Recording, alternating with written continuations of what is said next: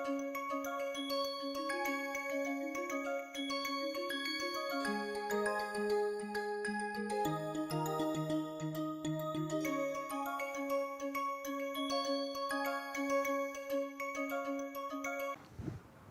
to this lecture.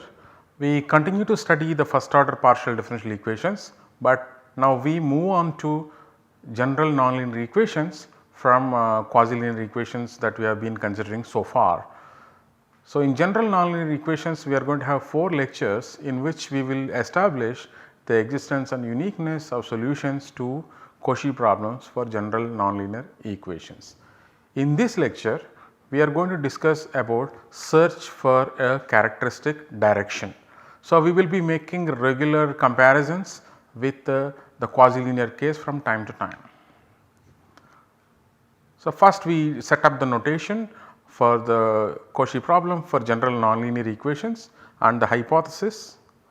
Then in the search of characteristic direction we will be led to the study of theory of envelopes, and since we are anyway doing the theory of envelopes, I would like to point out a few misconceptions which are there in the form of language sentences. So, to define a general nonlinear equation first order, we need to set up some notations.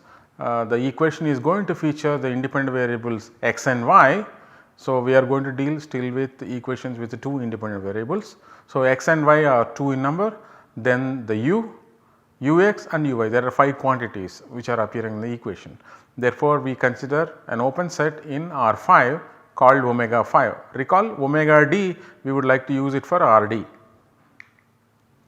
Then let f be any arbitrary function, denote f by f of x y z p q.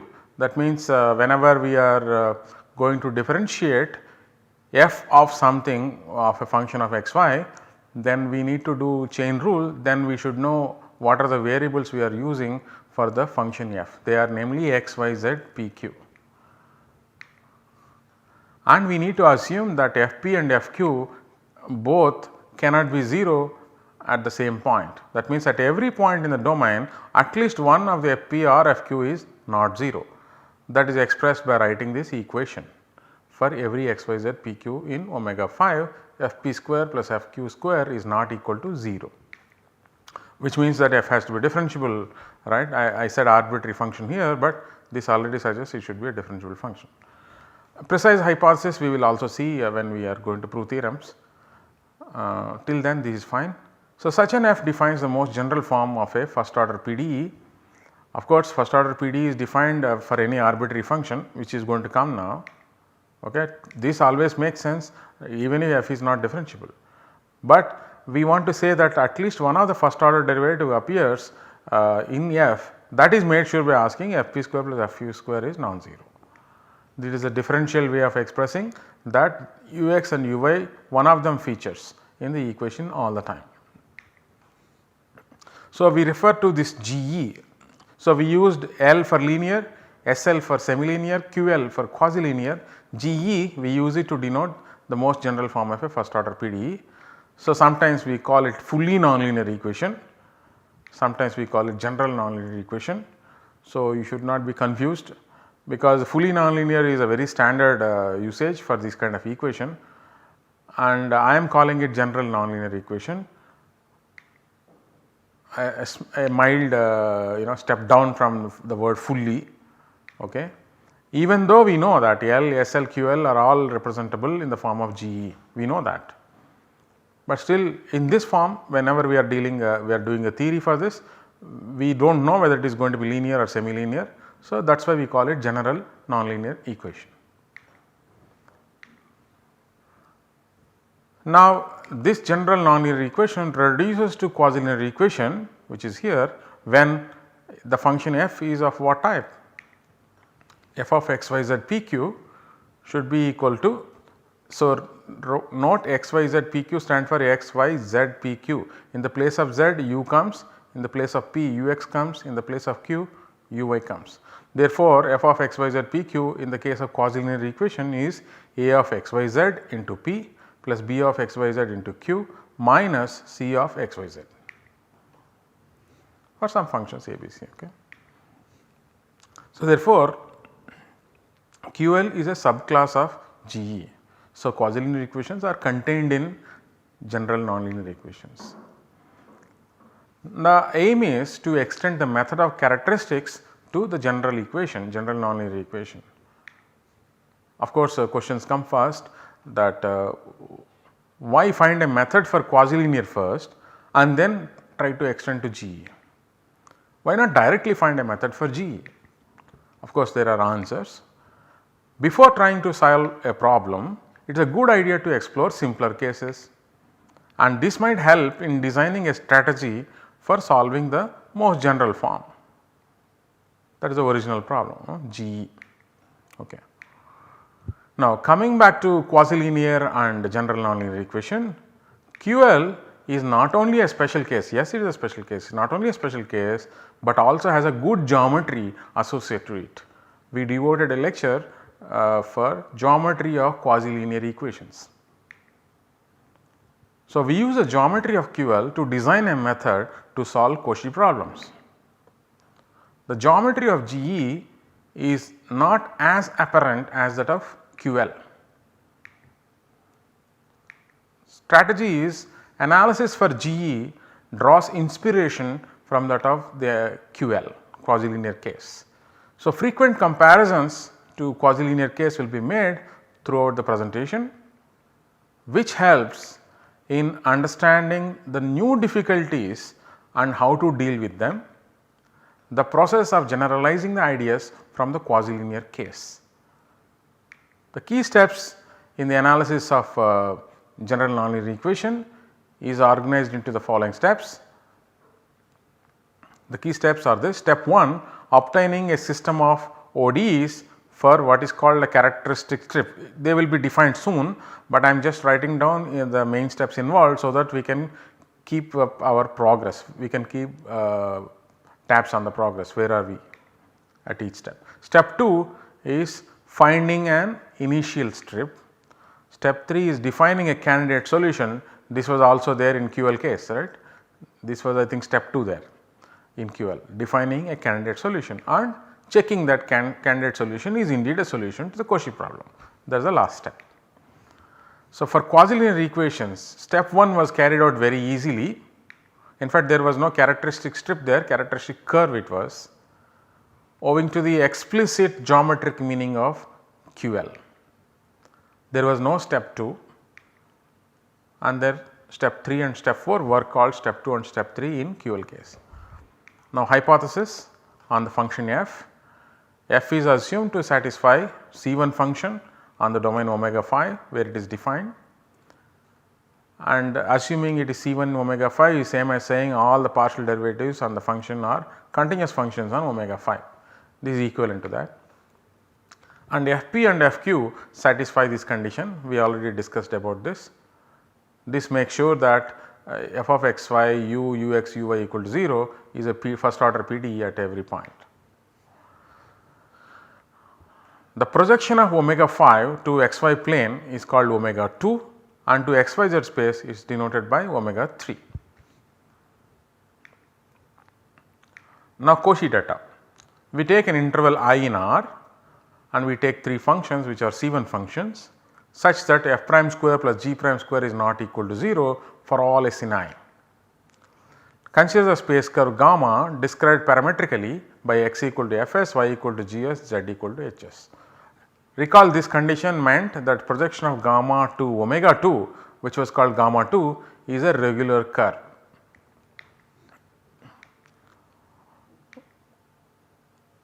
For a given space curve, we already defined what is the meaning of Cauchy problem. Cauchy problem for GE is consists of finding a solution, that is a function which satisfies the differential equation and also such that it satisfies this condition u of fs gs equal to hs. S in I dash, we do not require S to be in I, as I already reminded you many times. This is a notion of a kind of local solution. So, I prime is a sub interval of I. So, Cauchy problem for GE consists of finding a function u with a domain D which is contained in omega 2 such that for every x y in D, this 5 tuple belongs to omega 5, and therefore I can apply f to it, and f of that should be 0. And for each s in I dash, u of fs gs equal to hs for some I dash subinterval of I. So, geometrically speaking, Cauchy problem consists of finding an integral surface on which a part of the datum curve lies. Since quasi-linear equation is a special case of GE, you do not expect anything better than what was possible for quasi-linear equations, because any result that you show for a general GE equation continues to hold for QL. Therefore, what you do not have in QL, you do not expect for GE. So, on the other hand, you can ask the questions, what is true for QL, is it still true for GE? That is a question one can ask. So, for example, we can neither expect a solution to be defined on whole of omega 2, nor the corresponding integral surface contains entire datum curve gamma. That is, we cannot expect solutions which are global with respect to domain. Similarly, we cannot even expect solutions which are global with respect to the datum curve, because that is not true for QL. So, same thing holds here. So, we can only expect the existence of a local solution with respect to datum curve. This is what we have proved for the quasi-linear equation and the corresponding Cauchy problem. Therefore, we can expect this for Cauchy problem for GE as well. Now, search for a characteristic direction, because that is what we had, the starting point for QL. So, we would like to use our experience and expertise in quasi-linear equations and try to extend these ideas to general equation. What is the idea in quasi-linear case? Construct integral surface using characteristic curves. Construct integral surface using characteristic curves. This was the idea. Of course, there were difficulties in implementing this idea, but we could successfully overcome all these difficulties and actually implement this idea. So, therefore, we would like to have something similar for GE. So, here we had characteristic curves which are defined by characteristic direction. Now, we ask the question, what is a characteristic direction for GE? How do we get it? Recall that for quasi-linear equations, the equation is AUX plus BUY equal to C. We observed that at a point on an integral surface, the normal direction will be ux uy minus 1, and the equation tells us that ABC dot product with ux uy minus 1 equal to 0. It means the direction ABC is in the tangent plane, it is a direction in the tangent plane at P. This observation led to the definition of a characteristic system of ODE. Once we understood that this is a direction in the tangent plane, then we thought of a curve which lives on the surface, right, and such that the tangential direction is ABC. That led us to the definition of characteristic ODE, and solutions trace was characteristic curves, and their union gave us the integral surface for the case of quasi-linear equations. Now, remark that there is no automatic choice of characteristic direction suggested by the general equation. The QL suggested very easily ABC is perpendicular to ux uy minus 1, therefore, ABC is a direction in the tangent plane, but GE simply says f of x y u ux uy equal to 0. So, there is no directly suggested characteristic direction by the equation GE. Now, how to get a tangential direction to a possible integral surface? Okay, answer to this question is yes, maybe there is no automatic choice, a very visible choice from the equation for a characteristic direction, but still it gives something more actually. It does not give one direction in the tangent plane, maybe it gives the entire tangent plane, that is a possible tangent plane, we will see that. So, GE puts a constraint on possible tangent planes, that is all it says, Now we have to figure out one direction which is going to be in the tangent plane and in a consistent way as well, consistent as we change the point, we have to see that. Okay. Using the constraint on possible tangent planes, we are going to see what is this constraint. We follow a geometric argument to choose a direction at each point of omega 3 so that it belongs to the tangent space to a possible integral surface containing the point. It plays the same role that characteristic direction played for QL. So, how are we going to get somebody who looks like a characteristic direction for GE? We look at what is that constraint on the possible tangent planes and follow a geometric argument, and then we will be able to choose one direction at each point which serves the similar purpose as characteristic direction did for QL. That is the summary here. Now let us ask, how do you find? First assume that such a thing is there, that is there is an integral surface, somebody gave you integral surface, understand that, and then pretend that you do not know the integral surface and try to see how much of this information will be useful in getting what you want. So, given an integral surface for the GE where you use a C1 function and P naught is a point on the integral surface, in other words Z naught is equal to u of x naught y naught, that is the meaning, right. S is defined like that, the third coordinate is u of first two coordinates. So, equation of the tangent plane to S at the point P naught is of this form, it looks like this. It is a equation of a plane passing through the point x0, y0, z0 having normal p q minus 1. What are p and q? P is ux x naught y naught, q is uy at the point x naught y naught. Okay. P q minus 1, that is ux uy minus 1 is a normal to the surface, and then it will be normal to the tangent plane. So, and the tangent plane passes through the point x naught y naught z naught. So, this is an equation. When we do not know the integral surface, how should we understand a tangent plane at a point P on S? S itself is not known. So, we will only talk about possible integral surfaces and possible tangent planes to that at points of that. So, admitting that u is not known to us, what is left of this equation? It is still equation of a plane where I cannot write what p and q are like this because u is not known. But if at all p and q are going to be tangent planes to the integral surface, p and q are required to satisfy the condition f of x naught y naught z naught p q equal to 0. So, we will not use this is explicit information which is known only if you know u. Now, we are saying, oh, I do not know u, admitting that u is not known, we want to find the u. So, u is not known. So, this is the equation of a plane any time, only thing is p q minus 1 is supposed to be the normal to a possible integral surface, and that is required to satisfy this constraint f of x naught y naught z naught p q equals 0.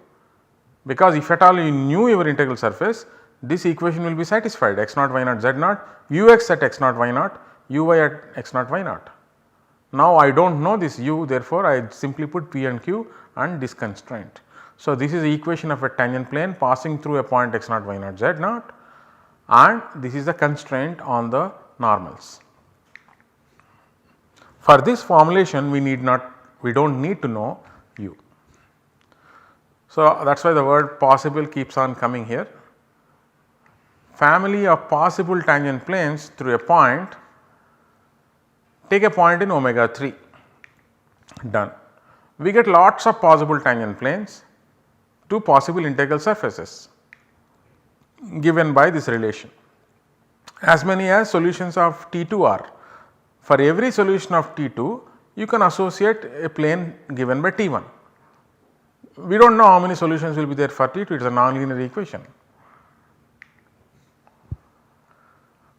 So, for each solution PQ of T2, in fact, what is to be expected is T2 is an equation involving two parameters P and Q and one constraint. Therefore, what we expect here is one family of solutions will be there. Corresponding to that, you will have one family of planes. So, for each solution of T2, PQ of T2, we get a plane, that is true. T1, T2 uses only the information which can be extracted from the equation, right. For example, T1 it uses nothing, it is just equation of plane we always write. Only unknown quantities are P and Q, they are supposed to satisfy this T2 which is coming from GE. So, I am not making use of any explicit knowledge of a known integral surface here, I do not know integral surfaces. Okay. I am proposing this T1 a planes, in fact going to be a family of planes which are one parameter family, because two parameters are tied by one equation essentially means only one of them is free. Therefore, this will be a one parameter family of possible tangent planes. Okay. Now, T2, let us see what it means for the quasi-linear equation case. So, we can explicitly write down T2 for quasi-linear equations. This is the one where P naught is the point x naught, y naught, z naught, and this is the equation, right, f of x, y, z, p, q equal to 0 is this, it reads as this. From here one of them is going to be non-zero, either A or B. Let us assume B is non-zero, then I can divide by that, therefore, I can solve for q in terms of p. I have solved. So, you see q is a function of p. Now, I take this and substitute in T1, therefore, T1 looks like this. So, this is the equation of a possible tangent plane where p is free. So, it is a one parameter family of possible tangent planes. The only property is that they pass through the point x0, y0, z0. So, you have a point x0, y0, z0. Now, you are looking at a plane like that, another plane, okay, plane is infinite, okay. These are planes in 3D and another plane like that and so on. The only common thing is this point P0, they all pass through this point. So, it is a one parameter family of possible tangent planes indexed by this parameter P in R.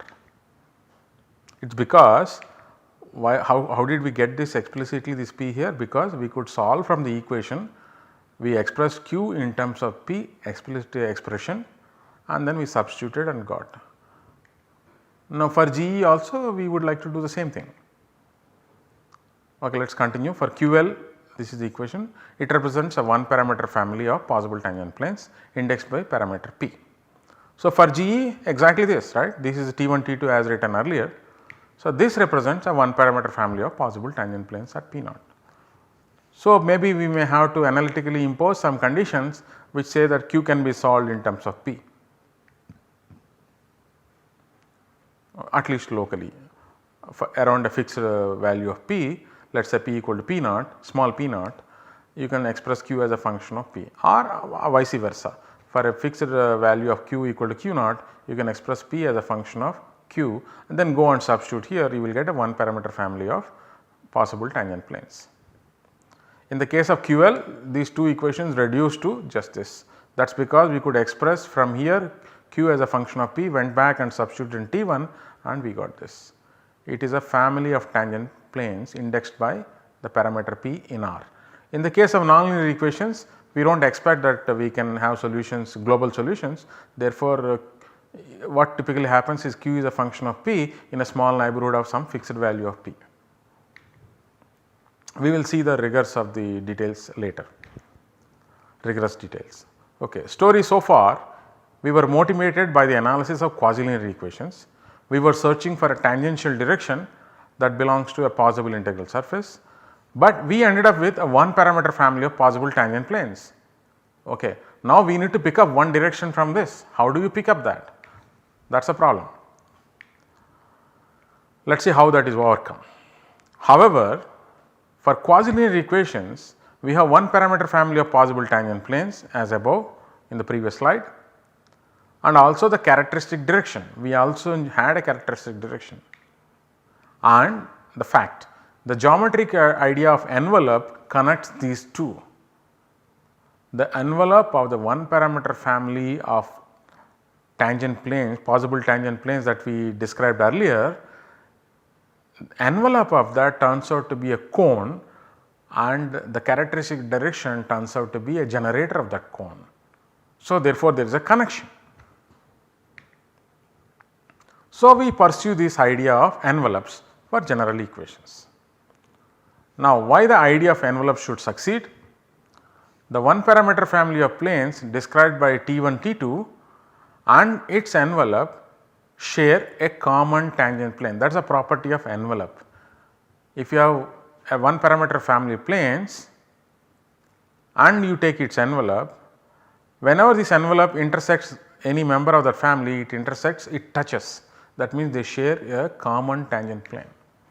Therefore, if you can choose a tangential direction from the envelope, there will also be a tangential direction for the surface. Okay. It will also be a direction in the family of planes that we are considering, which is what we want. So, we hope that envelope is a good thing where it is easier to pick up that particular direction, which was the case for quasi-linear.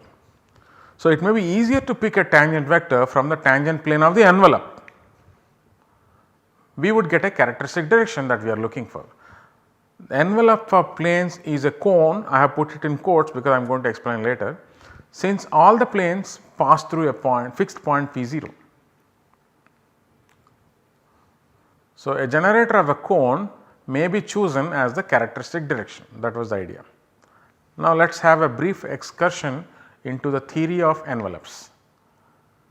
Envelopes of families of surfaces. So, we take the family of surface of this special type, actually graphs of functions z equal to g of x y lambda. S lambda is given by this, lambda is a parameter. Anything you want to do, you must assume that functions are differentiable, otherwise there is very little one can do. Okay. So, lambda is a parameter, g is a differential function. So, I have got a family of surfaces. Now, differentiate that with respect to lambda. So, you get this side it is 0, this it is just g lambda of x y lambda. Now, for each fixed lambda, let C lambda denote the curve of intersection of S lambda and 1, means set of all x y which are common to this and this. This is what we expect, whether it will be a curve etc., one has to see.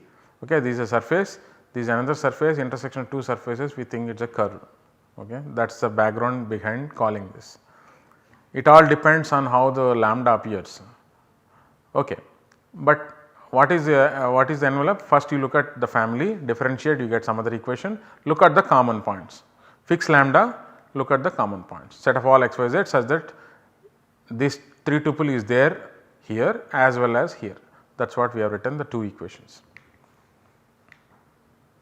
The envelope of the one parameter family of surfaces is defined as the union of C lambdas. Now, let us go back and see what is the QL. We had a family of tangent planes, right, possible tangent planes, and what is its envelope, let us see that. So, this is the family, remember it depends on P. So, instead of lambda we have a P here. So, we need to differentiate this with respect to P, that means that this will be 0 equal to this quantity, because P appears only here, small p. So, this is 0 as well as this equation is satisfied. What does that mean? This is not there, it is only this. It means it says some relation between z minus z naught and y minus y naught. Please do this computation slowly. So, this is what we end up with Cp, p is the parameter. Note that Cp is the same straight line for each p, it does not depend on small p, it is just straight line, it all depends is ABC at p naught. Cp is a line passing through P naught having this direction ABC. What is ABC? It is a characteristic direction at the point P naught.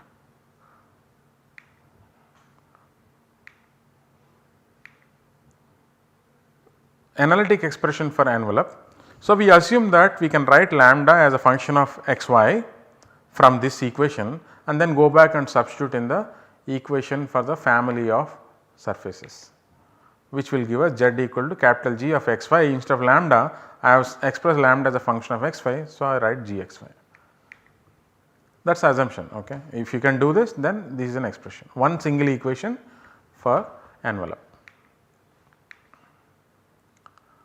let S lambda be a one parameter family of surfaces and let lambda represent solutions of this. So, that I am going to go back and substitute in this.